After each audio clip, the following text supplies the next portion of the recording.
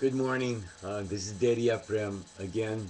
The topic today is prayer is something we are and not something we do.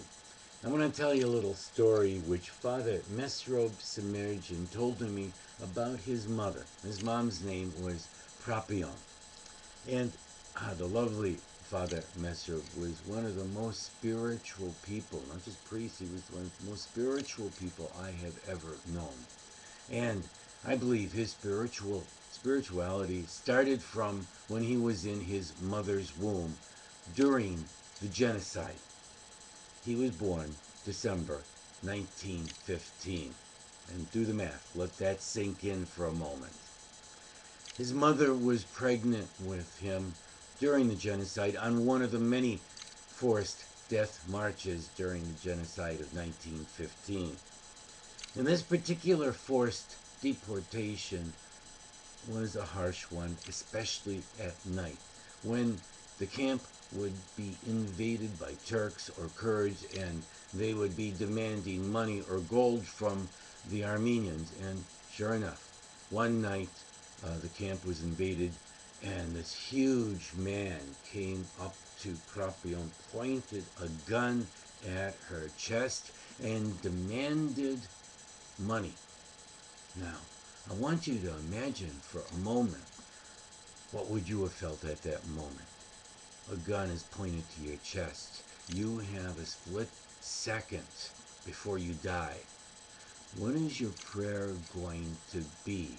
So let me ask you, my listeners, I want to ask you right now, think to yourself, you're in that situation. What is your prayer? Time's up.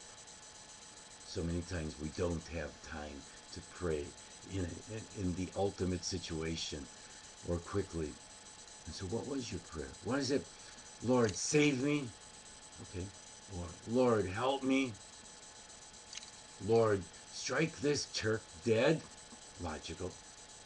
No.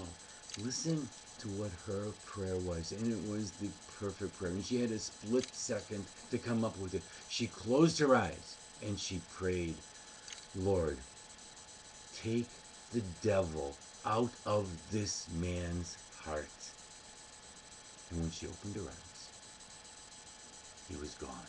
And thus, with this simple prayer, she saved both herself and the Turk. Wow. How did she come up with that perfect prayer? Obviously, she lived a life of prayer. She lived a life of kindness and goodness. And so when the ultimate time came, she simply had the prayer ready in her soul. She didn't have to think about prayer. She was prayer. And so, my friends, this week, let us stay in prayer, in Christ Jesus. Let us stay in kindness, in goodness, in courage. Let us be this prayerfulness so that everything we do will be in prayer in Christ Jesus. Good to talk to you today. Take care this week.